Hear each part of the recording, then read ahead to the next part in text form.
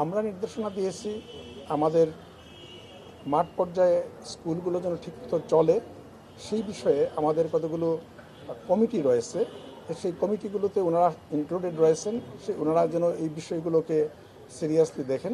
এক, 2 নম্বর হচ্ছে আমাদের নির্মাণ কাজগুলো যেন ঠিকমতো হয় সেই বিষয়টা দেখেন। আমাদের মাঠের ভূমিগুলো সেগুলো সবগুলো আমাদের এখনও রেজিস্ট্রেশনে আসে নাই, সেই রেজিস্ট্রেশন যেন সম্পন্ন হয়।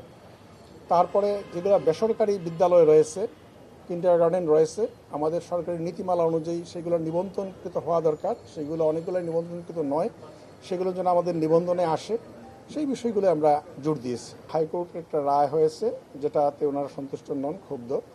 আমরা আপিল করেছি এবং আমরা আপিলে লড়ছি। আমরা দেখব যে কোর্ট কি বলেন, কারণ যেহেতু এটা কোর্টে একটা বিচারাধীন বিষয়, সেই ক্ষেত্রে আমাদের প্রশাসনিকভাবে আলাদাভাবে কোনো উদ্যোগ নেওয়ার সুযোগ নেই। অবশ্যই আমরা যখন তাদের ফল ঘোষণা করেছি তখন আমরা শুধু আমাদের মন্ত্রণালয় স্বাধীনভাবেই ফল ঘোষণা করিনি, আমরা জনপ্রশাসন মন্ত্রণালয় এবং আইন মন্ত্রণালয় ওনাদের মতামত নিয়েই ফল ঘোষণা করেছি। ফলে আমরা মনে করেছি যে আমরা একটা আইনি কাঠামোতেই আমরা কাজগুলো করেছি। সেই হিসেবে অবশ্যই আমি তাদের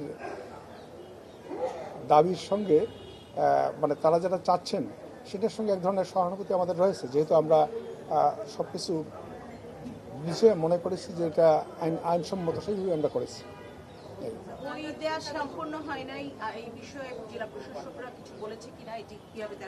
আমাদের বইয়ের ক্ষেত্রে কিন্তু আমরা বলতে গেলে গতকালকের হিসাব যদি বলি 85%-এর উপরে বই আমাদের পৌঁছে গেছে। ফলে এই মাসের মধ্যে একদম স্কুল লেভেলে সব বই পৌঁছে যাবে, প্রাইমারির বইগুলো।